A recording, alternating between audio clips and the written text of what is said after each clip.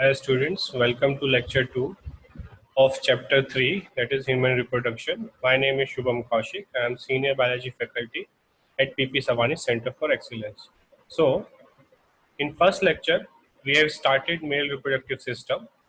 So, हम लोगों ने वहाँ पर टेस्टिस का स्ट्रक्चर हम लोगों ने डिटेल में पढ़ लिया था, ठीक है। उसके बाद हम लोग जो है बात करते हैं एक्सेसरी ग्लैंड्स की, ठीक है। तो एक्सेसरी ग्लैंड्स में क्या क्या आता है हमारा, ये पेयर ऑफ सेमिनल वेसिकल्स, ठीक है। तो ये सेमिनल वेसिकल जो है वो दिख रहा है आपको, ठीक है। ये पेयर में दो है यहाँ पर, ये प्रोस्टेट ग्लैंड एक रहेगा, ठीक है। और पेयर ऑफ बल्बो यूरेथ्रल या काउपर्स ग्लैंड, ये जो है साइज में बहुत छोटा होगा। सबसे बड़ा इसमें जो है हमारा सेमिनल वेसिकल होने वाला है और सबसे छोटा जो है हमारा बल्बो यूरेथ्रल ग्लैंड होने वाला है, ठीक है।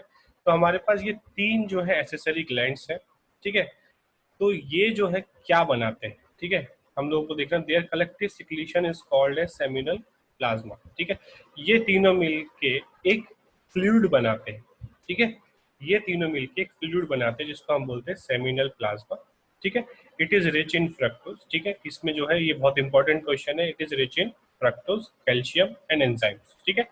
अब सेमिनल प्लाज्मा के साथ, ठीक है, अब देख रहे हैं आप यहाँ पे ये टेस्टिस है, टेस्टिस के अंदर सेमिनिफेरस ट्यूब्यूल्स थे। सेमिनिफेरस ट्यूब्यूल से जो है हमारे स्पर्म कहाँ पर पहुंचे, रेटे टेस्टिस पे, रेटे टेस्टिस से जो है पहुंचे वहां पर हमारा एपिडिडाइमिस से, एपिडिडाइमिस से जो है हमारा पहुंच गए वास डिफरेंस। और ये जो हमको दिख रहा है दिस इज वास डिफरेंस, ये जो है यहाँ पर लेकर आ रहा है इसको, ठीक है। तो इसमें तो सिर्फ क्या आएंगे, स्पर्म्स आएंगे और ये तीनों मिलकर इस कॉमन जगह पर ये सेमिनल प्लाज्मा बनाएंगे। तो स्पर्म और सेमिनल प्लाज्मा जो है यहाँ पर आके जो है मिक्स हो जाएंगे, इस जगह पर आके मिक्स हो जाएंगे और वो कहलाएगा अब सीमेन, ठीक है। तो सीमेन जो है वो आगे जो है वो पेनिस के थ्रू मूव करेगा, यूरेथ्रा के थ्रू मूव करेगा इनटू द फीमेल बॉडी, ठीक है। समझ गए हम लोग। तो secretion of epididymis, vas difference, seminal vesicle, prostate helps for maturation and motility of sperm, ठीक है। फंक्शन ऑफ सेमिनल प्लाज्मा, ये क्यों बना, हेल्प फॉर ट्रांसपोर्टिंग स्पर्म, ठीक है। सप्लाई न्यूट्रिशन टू स्पर्म, ठीक है। स्पर्म को जो है कुछ टाइम तक जो है वो रहना पड़ता है वेजाइना में, फिर वेजाइना से वो स्विम करके आगे पहुंचते हैं till it come in contact with egg. उसको जो है अलाइव रहना है तो उसके लिए उसको कुछ न्यूट्रिशन चाहिए। Provide alkalinity to contract acidity of uterus, ठीक है। तो जब स्पर्म एंटर करते हैं फीमेल रिप्रोडक्टिव पार्ट में तो यूटेरस जो है वो थोड़ा एसिडिक होता है, ठीक है। तो उसके लिए ये जो इसके साथ स्पर्म के साथ जो हम लोग न्यूट्रिएंट जो प्लाज्मा जो है हमारा दे रहे हैं उसमें जो है हम लोगों ने थोड़ा एल्केलाइन सब्सटेंस रखे हैं जिसकी वजह से वो वहां पे जब पहुंचे तो वो एसिडिक चीजों को न्यूट्रलाइज कर सके। Secretion of Cowper's gland lubricate the penis, ठीक है। तो ये लुब्रिकेशन का काम करते हैं, ठीक है। तो secretion of epididymis, vas difference and seminal vesicle and prostate help for maturation and motility of sperm, ठीक है। मैच्योरेशन में भी हेल्प करेंगे और मोटिलिटी, स्पर्म जो है वो इजीली मूव करे, उसको एक मीडियम, एक लिक्विड मीडियम जो है वो प्रोवाइड कर रहे हैं फॉर मूवमेंट, ठीक है। तो एक एक करके हम इन ग्लैंड्स को डिटेल में पढ़ते जाते हैं। सेमिनल वेसिकल, इनका दूसरा नाम है uterus masculinus, it form from Mullerian duct of embryo, embryo condition में ये मुलेरियन डक्ट में बनता है। In female these duct form oviduct, ठीक है। तो मेल में मुलेरियन डक्ट जो है वो सेमिनल वेसिकल बना रहा है, फीमेल में ये ओविडक्ट बनाएगा। Internally, it is lined by glandular epithelium which secretes seminal fluid, which is lubricating, transparent, jelly-like substance which makes 60 to 7% part of semen, ठीक है। तो फाइनल जो है उसको हम बोलते हैं सीमेन। तो 60 to 70% पार्ट ऑफ सीमेन जो है वो सेमिनल वेसिकल से बनता है, ठीक है। ये थोड़ा सा 7.3 इसका पीएच है, ये स्लाइटली अल्कलाइन रहेगा। Fructose is found in seminal fluid, fructose है, it act as fuel to sperm, ठीक है। तो जो फ्रक्टोज है वो स्पर्म को फ्यूल प्रोवाइड करता है। Fibrinogen, prostaglandin, citrate, inositol, several protein are also present in semen, ठीक है। तो ये हम लोग देखेंगे कि क्यों प्रेजेंट है, हम लोग आगे जब फर्टिलाइजेशन पढ़ेंगे तब देखेंगे। सेकेंड आता है हमारा प्रोस्टेट ग्लैंड जो कि यूरिनरी ब्लैडर के नीचे की तरफ प्रेजेंट होता है। इट इज अनपेयर्ड मीन्स एक ही होगा, made up of 5 lobes in men and 3 to 4 lobes in rabbit, ठीक है। Each lobe open into prostatic urethra through many fine apparatus, ठीक है। तो हर लोब जो है वो ओपन होता है यूरेथ्रा में।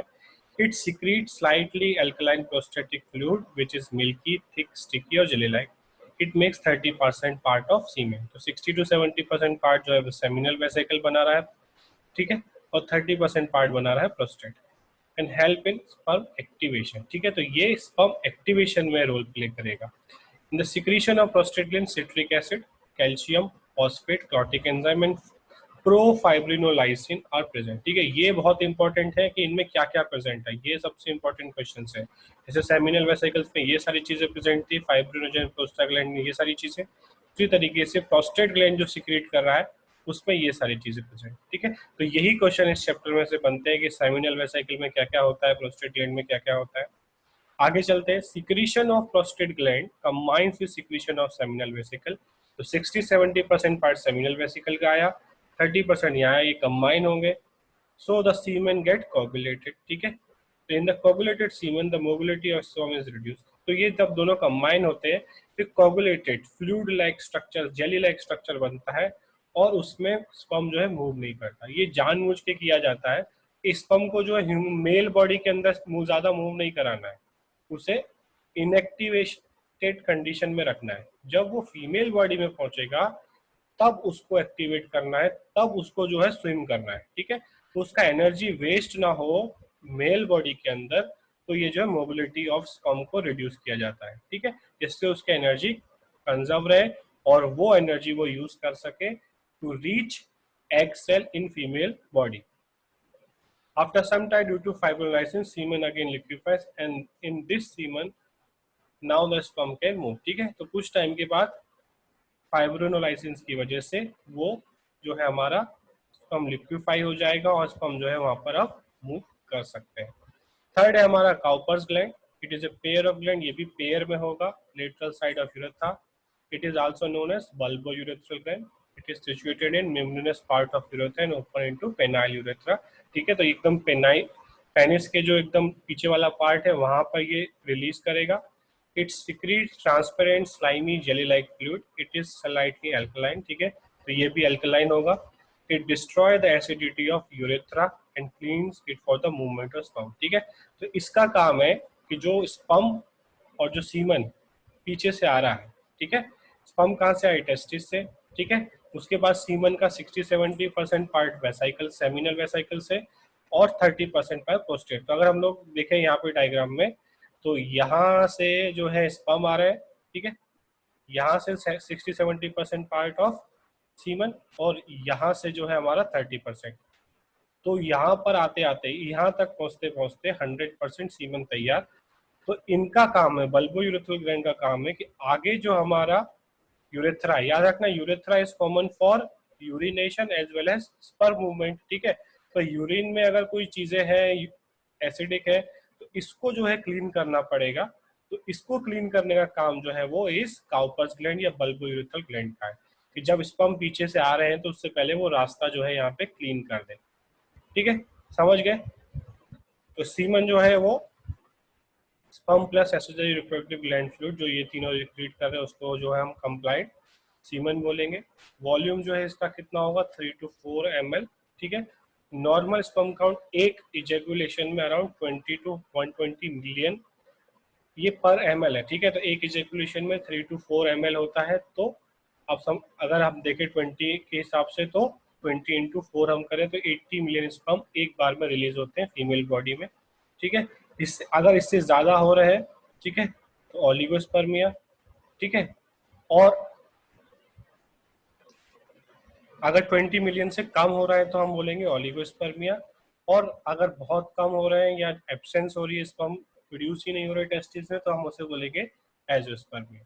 ठीक है, आगे चलते हैं इसमें. तो ये जो है स्ट्रक्चर हम देख रहे हैं जो हम लोगों ने समझ लिया. एक बार और स्ट्रक्चर हम देख लेते हैं. These are seminiferous tubules. यहाँ से स्पर्म बन के पहुंचेगा रेटे टेस्टिस पे. रेटे टेस्टिस से वास डिफरेंशिया.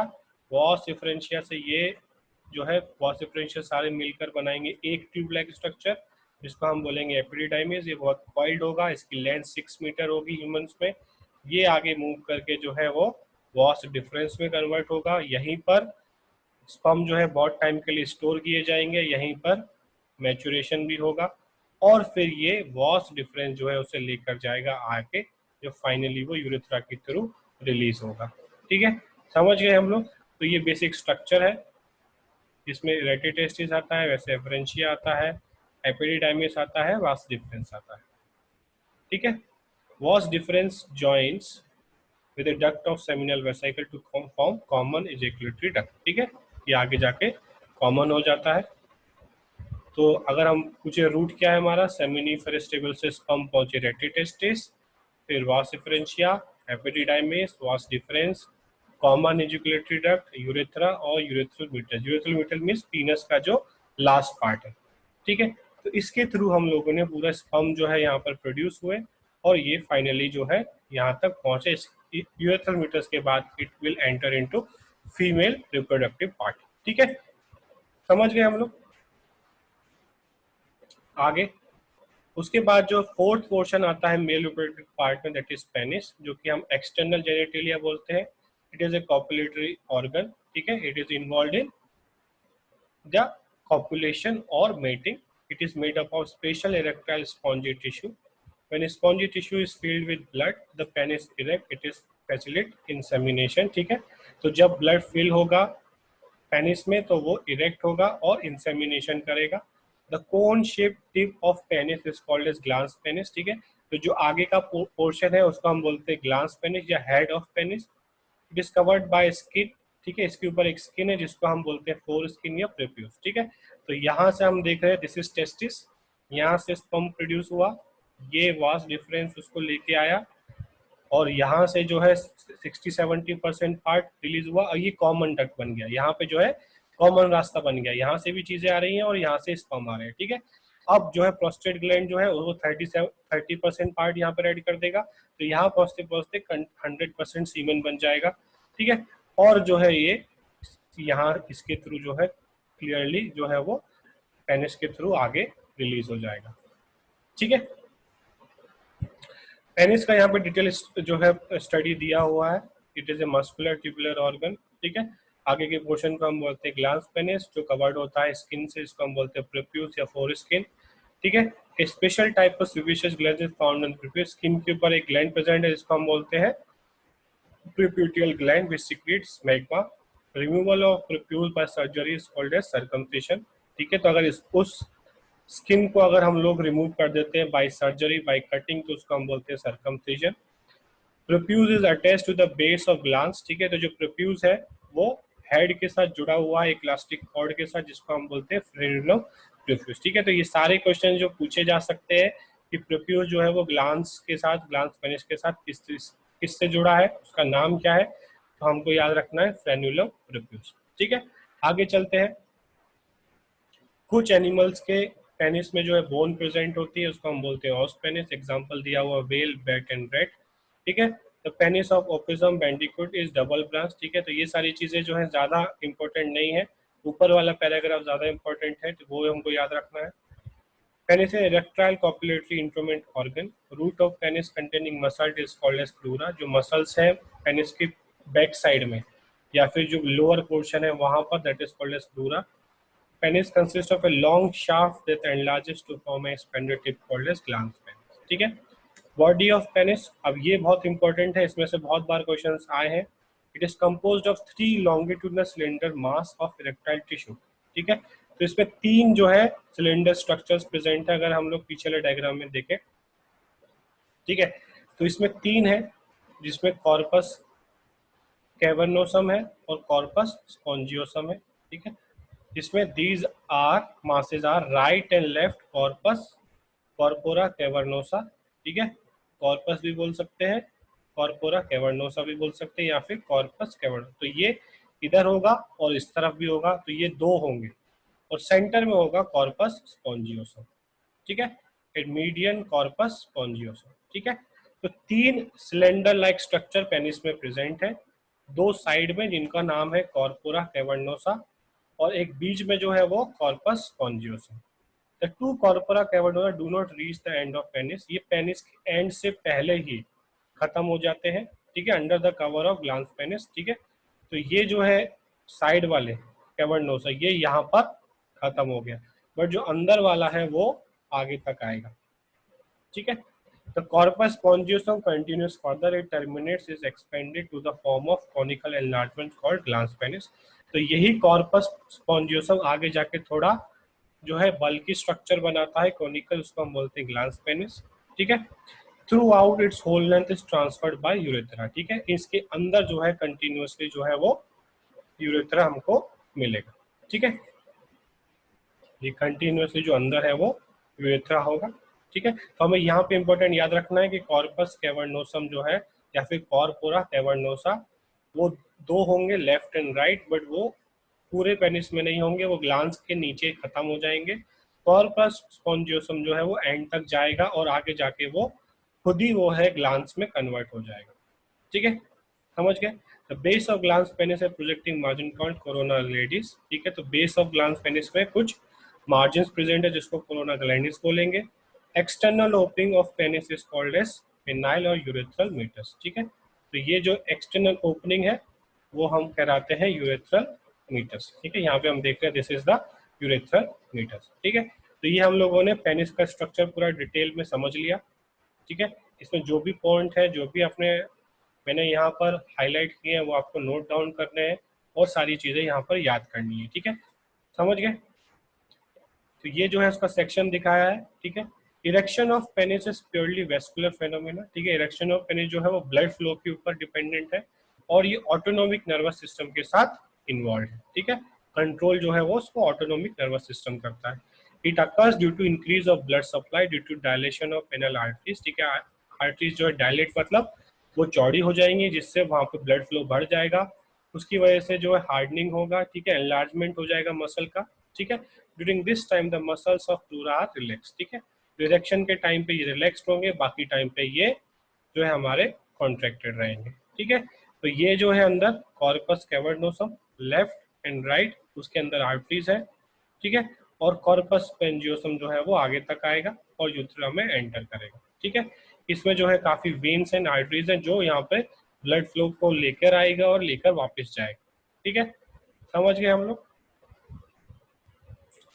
अब यहाँ पे जो हम लोगों ने पढ़ा था हिस्टोलॉजी ऑफ सेमिनिफेरस ट्यूबुल्स हम ऑलरेडी पढ़ चुके हैं, ठीक है। तो outer surface of seminiferous tubule is composed of white fibrous connective tissue called as tunica propria, ठीक है। तो ये हम लोग पढ़ चुके हैं। अब इसमें कुछ चीजें एक्स्ट्रा है, जैसे some columnar cells are found in the layer of germinal epithelium called as Sertoli cells, जो न्यूट्रिशन प्रोवाइड करते हैं। इनके कुछ और भी नाम है, इसमें सबसे कॉमन है नर्व सेल्स, ठीक है। समझ गए। अदर फंक्शन ऑफ साइटोली सेल्स, अगर कोई स्पर्म ठीक से नहीं बन पाया, डेड हो गया, उसको रिमूव करना, फैगोसाइट मतलब उसे एनगल्फ करके उसे रिमूव कर देना। ब्लड टेस्टिस बैरियर बनाना, मीन्स टेस्टिस और ब्लड के बीच में एक बैरियर है, अनवांटेड चीजें टेस्टिस में एंटर नहीं करेंगी। ये हार्मोन प्रोड्यूस करेगा, inhibin and anti Mullerian hormone. Sertoli cells also synthesize estrogen from testosterone, ठीक है, ये कर सकते हैं। Some endocrine cells are found between seminiferous tubules in intertubular space. These are called as interstitial और Leydig cells, ठीक है। कुछ और भी सेल्स मिलते हैं जिनको हम बोलते हैं Leydig cells, ठीक है, या फिर interstitial cells, और ये सिक्रीट करते हैं टेस्टोस्टेरोन। तो टेस्टोस्टेरोन सिक्रीट करने का काम जो है वो हमारा मेनली Leydig cells का है। The testosterone from Leydig cells enter the seminiferous tubules by diffusion under the effect of androgen binding protein, ABP का फुल फॉर्म है androgen binding protein, promotes spermatogenesis, ठीक है। तो सेमिनिफेरस ट्यूब्यूल्स के बाहर होंगे लेडिक सेल्स, वो टेस्टोस्टेरोन बनाएंगे, वो टेस्टोस्टेरोन एंटर करेगा सेमिनिफेरस ट्यूब्यूल में और वो प्रमोट करेगा स्पर्मेटोजेनेसिस, ठीक है। और लेडिक सेल्स का कितना टेस्टोस्टेरोन बनाएंगे ये हमारा ब्रेन कंट्रोल करेगा, एएनएस सिस्टम कंट्रोल करेगा, ठीक है। तो ये हमारा पूरा हो गया हिस्टोलॉजी ऑफ सेमिनिफेरस ट्यूब्यूल, ठीक है। उसके बाद आते हैं हमारे यहाँ पर मेल रिप्रोडक्टिव हार्मोन्स, ठीक है। तो इसको हम लोग नेक्स्ट लेक्चर में स्टार्ट करेंगे कि मेल रिप्रोडक्टिव हार्मोन्स क्या क्या है और वो क्या क्या फंक्शन करते हैं, ठीक है। तो यहाँ तक हम लोग सेकेंड लेक्चर को रखते हैं। Thank you.